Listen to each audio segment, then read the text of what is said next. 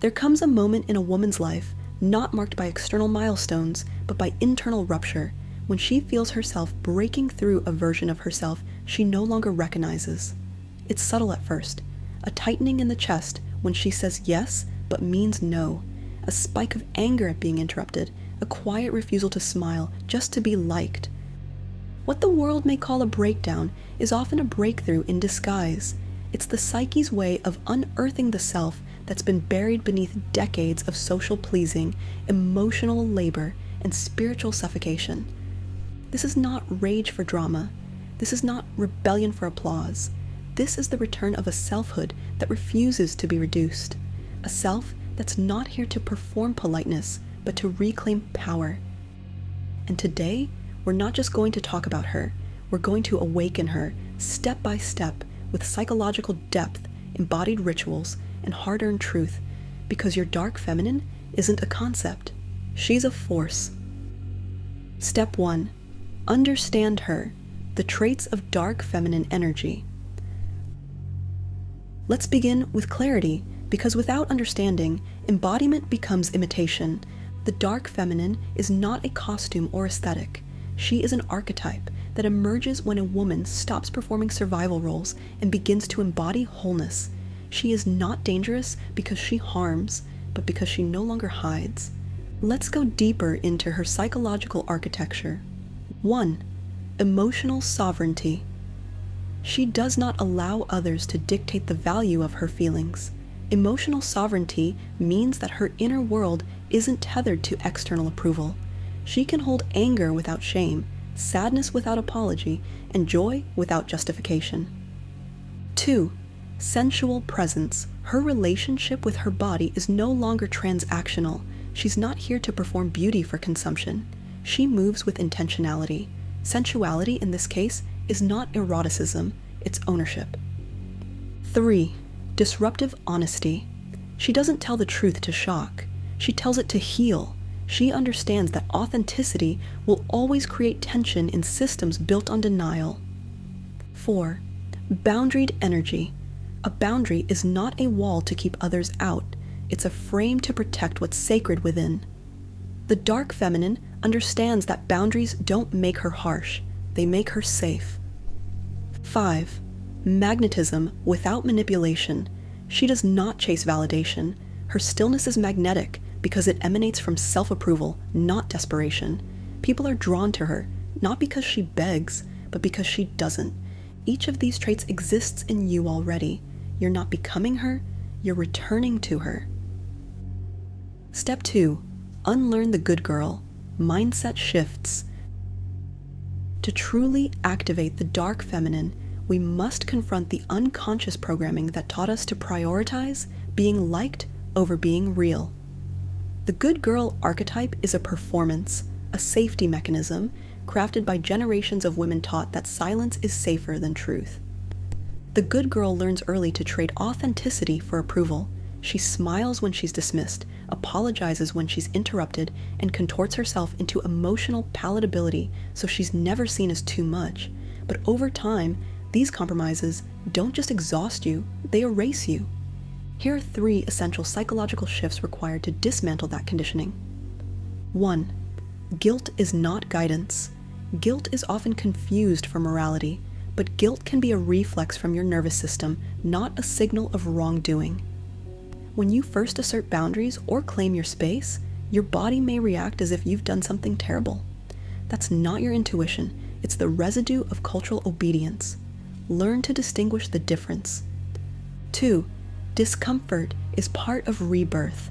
Every system in your life, social, relational, internal, was built around the compliant version of you. When you stop performing her, there will be friction. This discomfort is not danger. It's the natural tension that arises when your self-image expands beyond its previous constraints. 3. Peace is not the absence of conflict. Too many women equate emotional stillness with safety, but if that stillness is purchased through self-abandonment, it's not peace, it's paralysis. True peace arises when your nervous system feels congruent with your truth, even if it creates temporary disruption. This stage of the process is not about adding traits. It's about subtracting the parts of you that were installed for survival, but are no longer necessary for sovereignty. Step 3. Awaken her through your body. The body does not lie. While the mind can rationalize and justify, the body holds the truth. It remembers what you tried to forget. It stores the boundaries you never set, the anger you never spoke, the desires you silenced to be acceptable. To awaken your dark feminine, you must reclaim your body as a site of truth, not just beauty, not just productivity, but truth. This isn't about fitness. This is about presence. 1. Posture as identity. Trauma often teaches the body to shrink. Dropped shoulders, tight jaw, shallow breath. Start with observation. When you enter a room, do you brace or expand? Adjust not for aesthetics, but for alignment. Straighten not because you want to be seen, but because you finally know you deserve to be. 2. Voice as boundary. The sound of your voice carries years of coding. If your sentences end in upward tones, if you whisper when you're unsure, that's not your personality, it's protection. Practice dropping your voice into your body. Speak slower. Let your words carry weight, not because you're performing confidence, but because you've earned the right to be heard. 3. Ritual touch as reclamation. Most women touch their bodies only to critique them. Let's flip that. Create a daily ritual. Oil, cream, water, and touch yourself with reverence. Say it aloud. This body belongs to me. Not to culture, not to commerce. To me. Let your hands become a language of homecoming. 4th, sensual movement as memory. Dance not to be seen. Dance to remember. Close the door. Light a candle. Move your hips without choreography. Let grief leave through your elbows. Let power rise through your spine. Let movement become medicine. This is how she returns, not in thunder, but in repetition, in reclaiming what was once dissociated, in remembering that you live here, fully. Step 4. Integrate your shadow. If the dark feminine is power, her fuel is shadow. And no, shadow doesn't mean evil. It means unseen. It means exiled. It means all the parts of you that had to be hidden to be loved. Psychologist Carl Jung called it the unconscious self, a collection of denied traits, suppressed emotions, and unmet needs that, when unacknowledged, control our lives from beneath the surface. You were taught that only the pleasant, the helpful, the forgiving parts of you were acceptable. The rest, anger, envy, lust, ambition, rebellion, those parts were tucked into corners of your psyche and labeled dangerous. But here's the truth. The dark feminine is not whole without her shadow. You cannot embody her power without meeting the parts of you that were made to feel shameful. Let's move from theory to ritual. 1. The shadow letter. This is a sacred confrontation. Write a letter to the part of you you've been taught to hate. Rage on the page. Be dramatic. Be real. Speak as the self that was silenced, raw, unreasonable, unapologetic. Then read it back, not to fix her, but to witness her. That alone is medicine. 2. Mirror ritual. Stand in front of your mirror, not to assess, but to face. Hold eye contact. Say aloud, I see the parts of me that were rejected, and I no longer reject them. This isn't affirmation. This is integration. You're training your nervous system to hold the full range of who you are. 3. Emotional naming. When shame rises, say, this is shame, not truth. When rage bubbles, say, this is information, not a flaw. Name it, claim it, reframe it. Because shadow work isn't about turning darkness into light. It's about making space for both. You don't heal your power by sterilizing it. You heal it by bringing it into consciousness and choosing what gets expressed, not what gets exiled.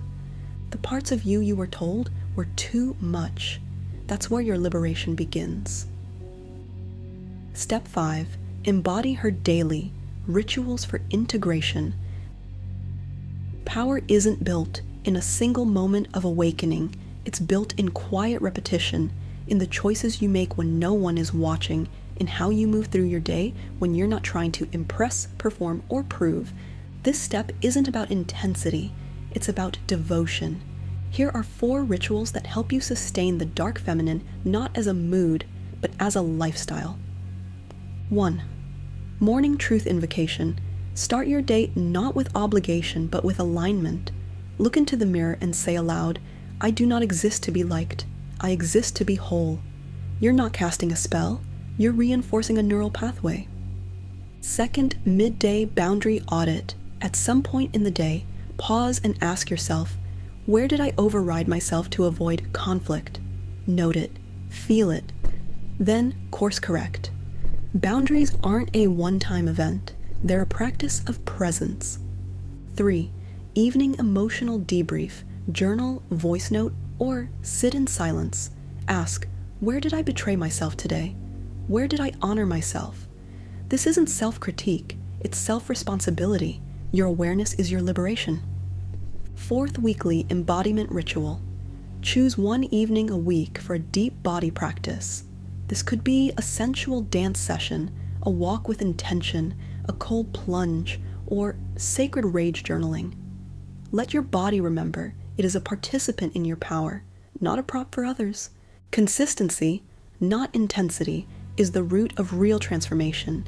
Let your rituals become your rebellion.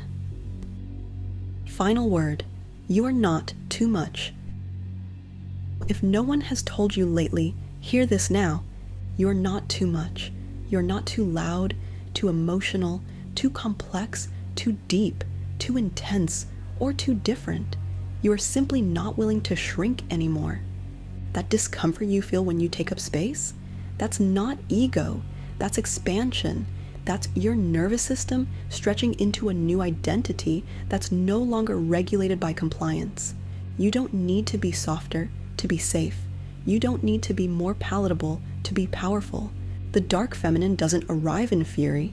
She arrives in clarity. She doesn't beg. She doesn't ask. She doesn't chase. She chooses. So if this video spoke to something in you that you forgot, or maybe something you were never allowed to name, this is your reminder. Girl, you're not broken. You're waking up. Subscribe to Goddess Vibrations if you're done asking for permission. Drop a heart in the comments if you're ready to lead from your whole self. Share this with the woman you were before the world told you to be small. You are not soft. You are not sorry. You are sacred. Let them adjust to your power.